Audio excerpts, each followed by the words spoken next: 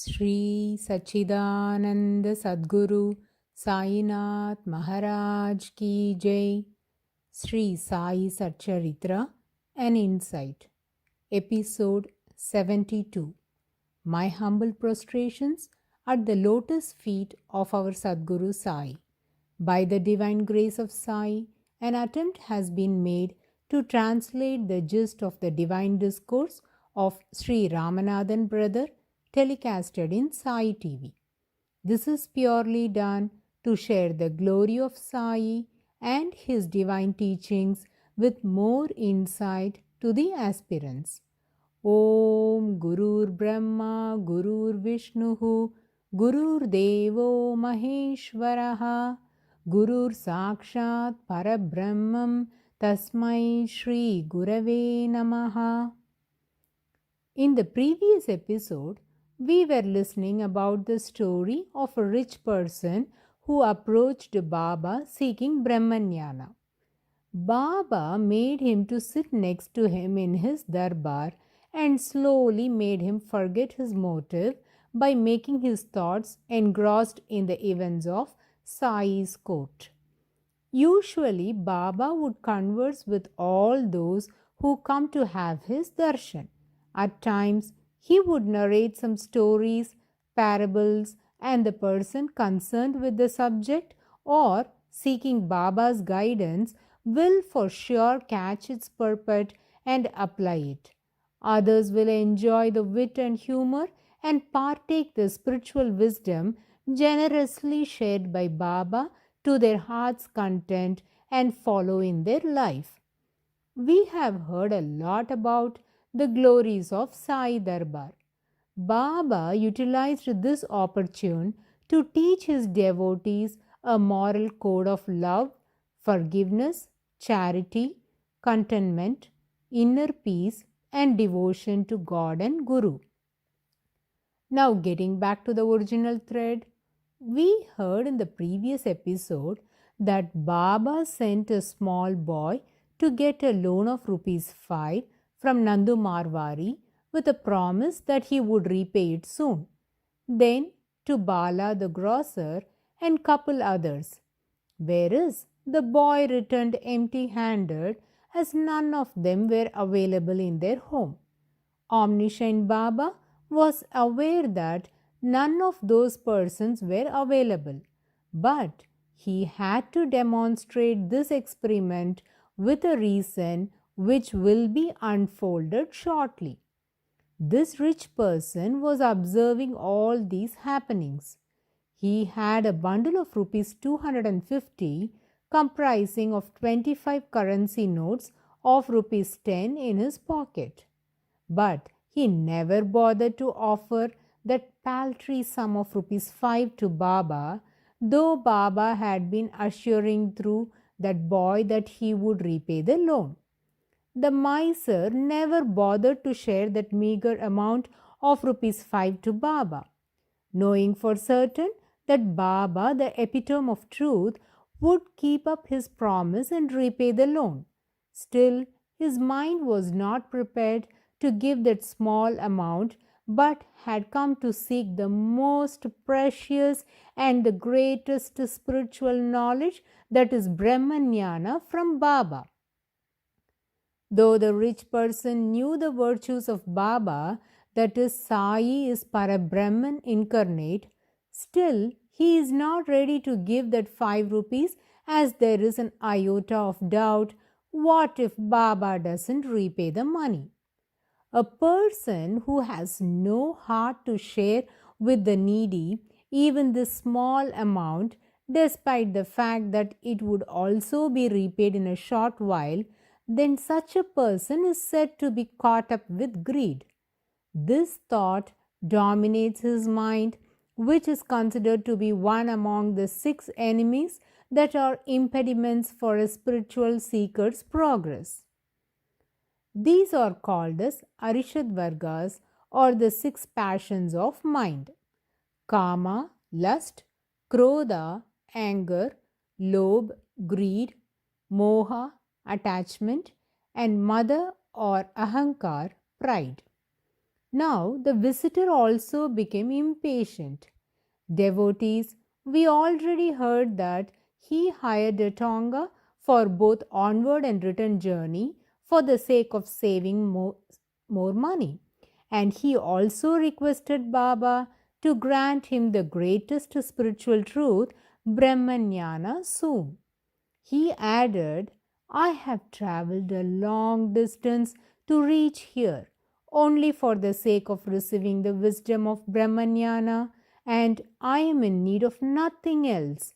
I am also very tired from my journey, hence would wish to get the blessing soon, so that I can depart. As he said that he is not seeking for any material or worldly benefits from Baba, but only the knowledge of Brahman, Baba immediately responded in affirmative and said, Innumerable approach me for various reasons, but there is always dearth for people seeking spiritual benefits. I look forward for aspirants like you, and today I am greatly delighted by your presence and consider this moment as the most auspicious one and shall definitely grant your wish. Baba also gave a profound statement. All the dealings here are only in cash and not on credit. The onlookers felt that Baba is speaking some random words, but Baba's words are always pregnant with meanings. Let's contemplate on this pronouncement of Baba. Why did Baba say this? The rich person requested Brahmanyana instantaneously, and cash is the liquid asset which can be utilized on the spot, that is, at an instance. There is no need to wait to access cash, unlike other assets. Moreover, the rich person was also having a bundle of currency notes in his pocket. All knowing Baba indirectly pointed out that he is aware of the currency notes the person is holding in his pocket. Baba's ways are inscrutable. As soon as this rich person asked Baba to grant him Brahmanyana, Baba could have given him a lengthy discourse on the qualities to be possessed by a person seeking Brahmanyana, which would have been nothing different from what one gets to read in religious scriptures. But that would be of no avail to this rich person. If by mere reading someone can attain Brahmanyana, then this person would have chosen to do that. Whereas the knowledge of Brahman is very difficult to follow for all. Without the grace of the Guru or God, it is impossible to understand. The words of the Guru are Vedas. The uniqueness of Guru is far more superior. There is no benefactor greater than the Guru. When the Guru is pleased, he makes the devotee realize the knowledge of Brahman. If one would seek the Guru's feet, then nothing is impossible. Hence, knowing that Baba is a divine incarnate, this wealthy person had come this far to seek the Brahmanyana from Sadguru Sai Baba. Omniscient Baba could have outrightly rejected the request of this seeker, but that is not what he wanted to do. Instead, Baba wished to demonstrate the essence and the qualities of Brahmanyana for not only the rich person, also for all those assembled there. Hence, he adopted this method. Baba imparted wisdom by practical demonstration, as that would linger in the minds of the person as that of the words etched on a rock, and those experiences will guide the aspirant to attain their spiritual goals. Thus, every parable, saying, or even a syllable pronounced by Baba had a deeper connotation and a greater impact on a devoted and sincere spectator, enabling them to climb the spiritual ladder without hindrances. This greedy visitor, who had been witnessing all the exertions made by Baba through the small boy to get a loan of ₹5, didn't budge a bit. These incidences didn't bring any change in his attitude at all, though his pocket was filled with currency notes. Why will he, as his mind was conquered with greed? Moreover, he became impatient and approached Baba, saying that he was getting late and hence it would be good if Baba can reveal the knowledge of Brahmanyana soon. Now Baba spoke thus: "My dear friend, what do you think I was demonstrating all this time? I had employed all these methods to reveal the greatest spiritual wisdom. Did you not grasp it?" And now Baba began to expound the qualities to be possessed by a person seeking Brahmanyana, and he also gave an elaborate discourse on the subject. This is rather uncommon from Baba. So, what led Baba to give a sermon? That's because the situation calls for such a lengthy dissertation, because the visitor assumes that Brahmanyana is something very simple to seek and can be obtained by anybody who approaches Baba. Even if the Guru, out of compassion, grants the wisdom of Brahmanyana to the seeker, the disciple should also possess certain virtues to even retain what has been bestowed upon them. Otherwise, the knowledge will be of no use to this aspirant. All the great incarnations have discoursed on this subject in detail, be it Lord Jesus Christ, Sri Ramakrishna Paramahansa, or any other avatar for that matter. Let me share with you an incident in this connection. Once, a devotee approached Sri Ramakrishna Paramahansa and spoke thus: "When you are capable to grant liberation to a soul by your mere thought, why don't you bestow Atma Sakshatkaram, that is self-realization, when requested, rather than making the people get distressed by their frequent visits?" Now, Sri Ramakrishna Paramahansa gave his response: "I can grant God realization to a person at my will, but he must be capable enough to sustain the blessing that is granted to him. Unless he is a befitting person, the experience that I would grant him will not fructify." So, listeners, please pay your full attention. There is no shortage in the Guru. They can grant any kind of blessing at their own will, but are we qualified to even ask for such a grace? And if bestowed, are we competent enough to retain the blessing, assimilate and adopt it in our day-to-day life to advance in our spiritual pursuits? Most of us are incompetent to has no answer for this. But all-knowing Baba is aware of the qualities of the seeker, for he knows our past, present and future, and based on our competency, he would grant whatever is suitable for us, and if necessary, he will mold us to become a befitting one to enjoy his utmost grace.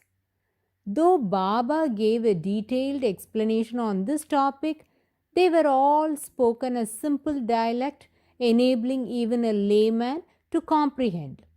If Baba has uttered something, then that's the final verdict. That's the ultimate truth. There can't be anything beyond or equivalent to that.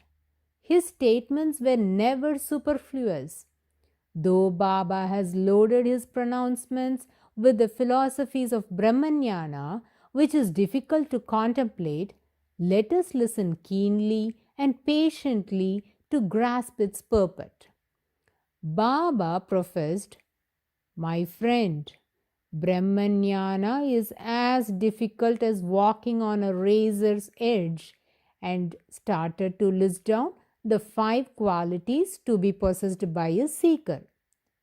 Baba's methods are astounding. Baba has woven these incidences so beautifully as that of a flower garland.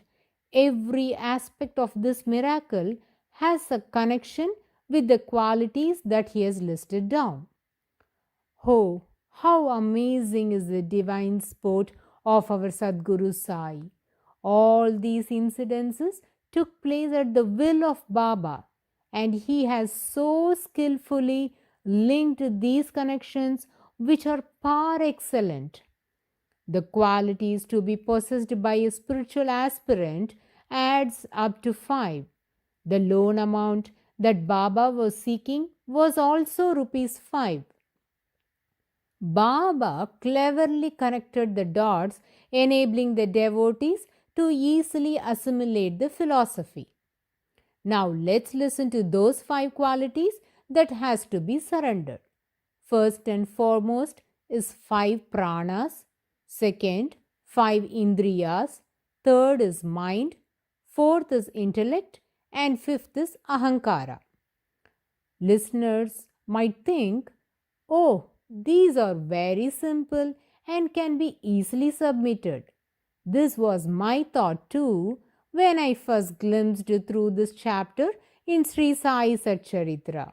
But when I paid due attention and pondered more on the intrinsic details, then I realized that I am not even 1% close to take a step towards surrendering any of these qualities. Let's contemplate more on these now. The 5 pranas are Vyana, Udana, Prana, Samana, and Apana. The functions of these pranas are: Vyana takes care of circulation movement, Udana is for thought, speech, exhalation, growth, and nervous system. Prana looks after respiration and sensory perception. Samana will take care of digestion, metabolism, and homeostasis. Apana is for elimination, reproduction, childbirth, and immunity. Now, devotees, all these 5 pranas must be surrendered towards God. Is it possible? In this context, surrendering doesn't mean ceasing the function, but even when your body is engaged in performing these functions, your mind has to be engrossed in God. Devotees, in this connection, I would like to recall an incident which has been already discussed in the earlier episodes. This is about Shama, the most intimate devotee of Baba. Kapparde has recorded in his diary on 9th December 1911, which says, "Madhavrao Deshpande was here and fell asleep. I saw with my own eyes and heard with my own ears what I only read about but never experienced, that with every outgoing and indrawing breath of Madhavrao Deshpande comes the clear sound of Sainath Maharaj, Sainath Baba." This sound is as clear can be, and when Madhavrao snores, the words can be heard even at a distance. This is really wonderful, and he is in deep sleep all the time. This is the best example to illustrate how the prana has been directed towards God, which is done through Hansa Yoga. And Shama has successfully directed this breath to his Deva, Sainath Maharaj.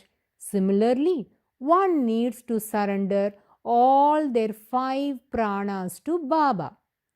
Secondly, it's about 5 indriyas, jnanendriyas, which are the 5 sensory organs: touching, seeing, talking, hearing, and smelling. Again, One might argue that directing these senses might not be a difficult task, but it is never easy. The more you try to control your sense organs, the more playful and troublesome they become. These organs, rather than make you introspect your own thoughts, it makes you to wander outside, and each organ tries its best to only capture the objects of enjoyment and revelry. Hence, instead of becoming a spiritual person, you become a materialistic one. One's eyes should only see God. The tongue should only praise the Lord. The ears should listen only to God's glory. The nose should smell only the divine fragrance of the Lord. And the skin should only long for touching His holy feet. When all the sense organs behave in this fashion, then it means one has completely surrendered his senses to God. For this, one had to have the reins of the horses under control. The Indriyas or the horses. A spiritual aspirant had to strive hard to keep all the organs under perfect control. The third aspect is mind. Mind must be completely engrossed in God. Just think about it. Is it feasible? Mind is the master of the senses. When we say the five senses had to be controlled, which ultimately means control of mind. Mind is the most trickiest one. Control of mind is again not easy. The fourth aspect is buddhi, that is intellect. This also acts as a barrier between the gunas and the actions because this is the brainchild of every activity, as one's actions and reactions are according to one's buddhi.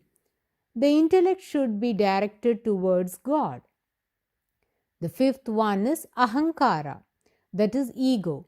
Intellect should curb the ego and destroy the I-ness in us to promote an ideal character in us.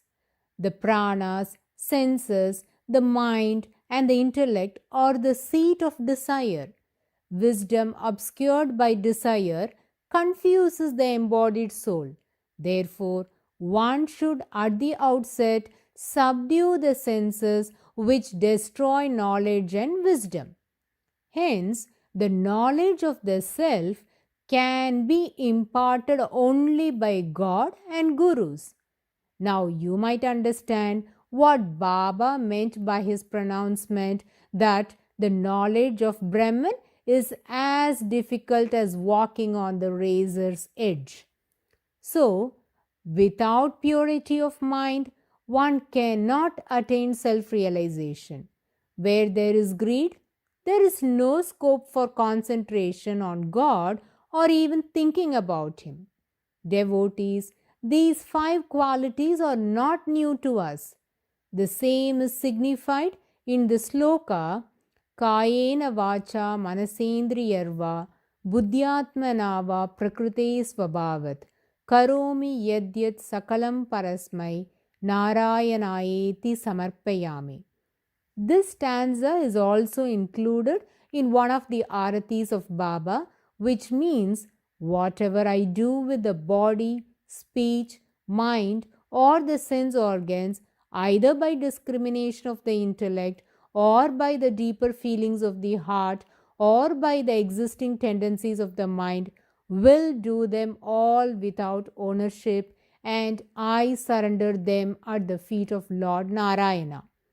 This is what Baba remarked in simple terms as 5 things to be surrendered to attain the goal of self-realization. Devotees, there are more interesting and intriguing connections and qualities that Baba expounded as qualifications for a seeker of Brahmanyana, which is mind-boggling, and we shall continue to listen to those beautiful narrations in the coming episodes. Bow to Sri Sai. Peace be to all. Om Sai Ram.